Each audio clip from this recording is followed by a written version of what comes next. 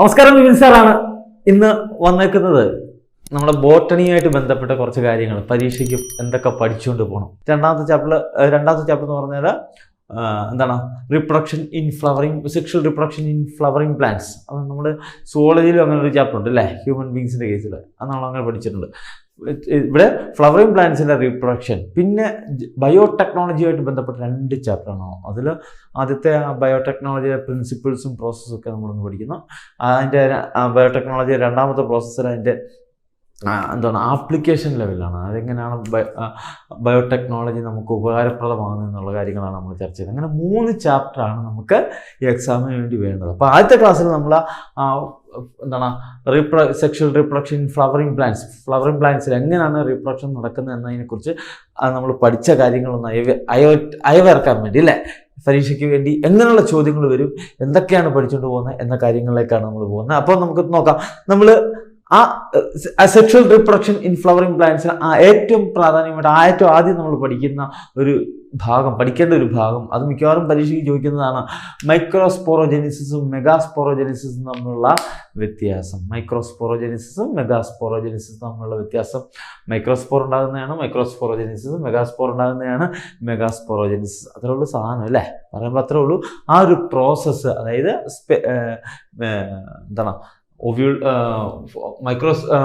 Pollen grains ഉണ്ടാകുന്ന പ്രോസസ്സും അതുപോലെ തന്നെ ഓവം ഉണ്ടാകുന്ന പ്രോസസ്സുമാണത്.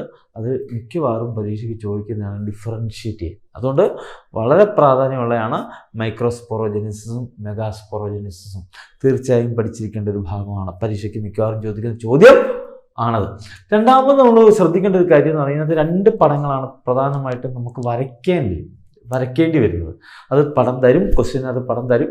അത് തന്നിട്ട് കുറച്ച് ഭാഗങ്ങൾ നമ്മൾ അടയാളപ്പെടുത്തേണ്ടി വരും. അത് റീഡ്രോ ചെയ്തിട്ട് അവർ 1-2 ഹിൻഡ് തരും. ആ ഹിൻഡ് അനുസരിച്ചുള്ള ഭാഗങ്ങൾ നമ്മൾ അടയാളപ്പെടുത്തണം. അങ്ങനെ ചോദിക്കുന്ന 2 ചോദ്യങ്ങൾ, ഒന്ന് LS ഓഫ് ഒവ്യൂളിൻ്റെ LS, മിക്കവാറും പരീക്ഷയ്ക്ക് ചോദിക്കാറുണ്ട്.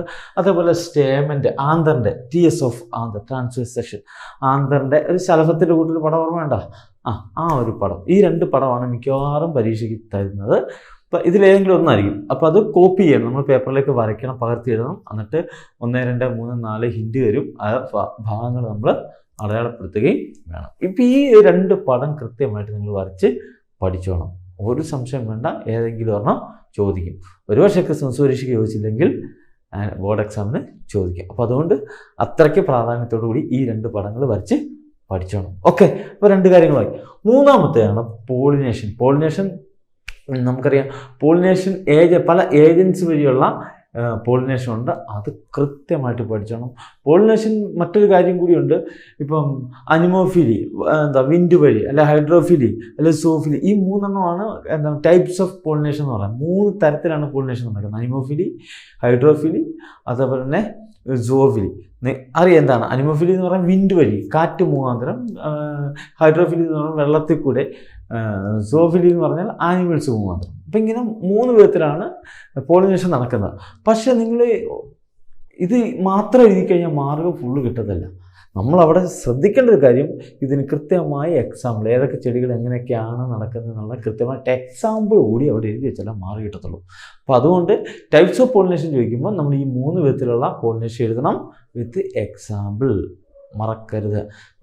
ഒരു മാർക്ക് നമുക്ക് നഷ്ടപ്പെടും. ഒരു എക്സാമ്പിളെങ്കിലും നമ്മൾ എഴുതി വെച്ചാൽ കൃത്യമായിട്ട് മാർക്ക് നമുക്ക് കിട്ടും. അതുകൊണ്ട് ആ ഒരു പ്രാധാന്യം അതിന് കൊടുക്കണം. മാർക്കെങ്ങും പോകത്തില്ല, നമ്മുടെ കീശയിൽ തന്നെ കിടക്കും. ഓക്കെ, അപ്പം അടുത്ത ചോദ്യം എന്ന് പറയുന്നത്, അടുത്ത ഇമ്പോർട്ടൻ്റ് ആയിട്ടുള്ള ഭാഗമാണ് ഔട്ട് ബ്രീഡിങ് ഡിവൈസസ് എന്ന് പറയുമ്പോൾ കേൾക്കുമ്പോൾ നമുക്ക് അതുപോലെ തോന്നും അല്ലേ, ഔട്ട് ബ്രീഡിങ് ഡിവൈസസ്. പക്ഷേ ഔട്ട് ബ്രീഡിങ് ഡിവൈസ് എന്ന് പറഞ്ഞാൽ ആക്ച്വലി അഡാപ്റ്റേഷൻസ് ഓഫ് സീനോഗമി എന്ന് പറഞ്ഞാൽ ശരിക്കും ക്രോസ് പോളിനേഷൻ ആണ്.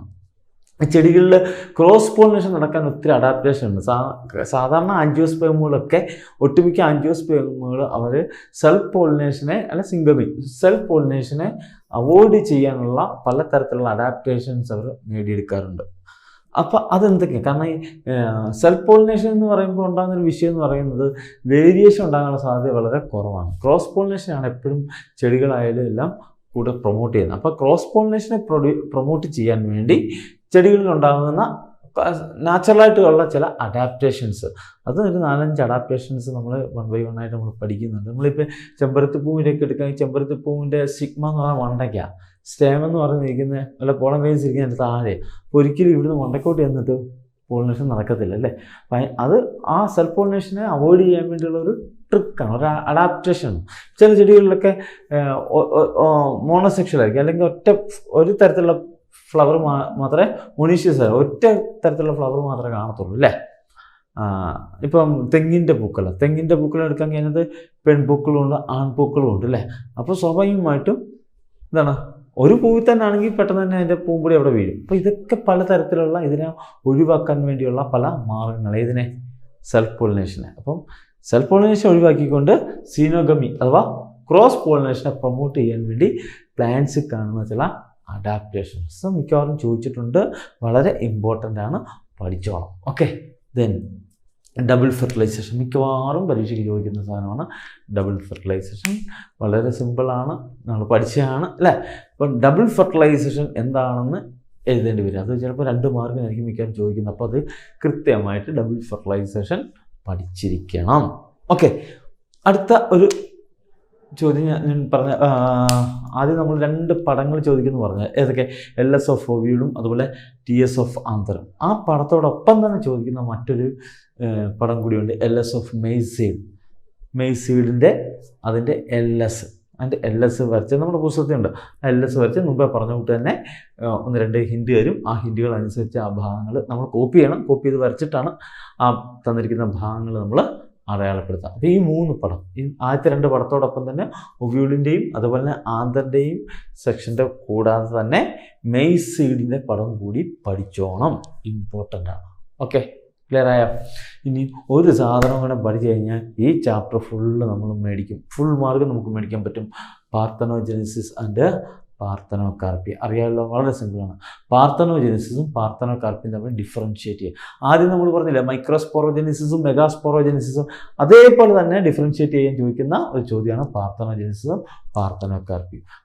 ഇത്രയും കാര്യങ്ങൾ പഠിക്കാമെങ്കിൽ ഒരു സംശയവും വേണ്ട, നമുക്ക് ഫുൾ മാർക്ക്, ഒന്നാമത്തെ ചാപ്റ്ററുമായിട്ട് ബന്ധപ്പെട്ട മുഴുവൻ മാർക്കും നമുക്ക് കിട്ടും. ഇത്ര ഉള്ള ഒന്നാമത്തെ ചാപ്റ്റർ പഠിക്കാൻ. ഓക്കെ, ക്ലിയർ ആയല്ലോ?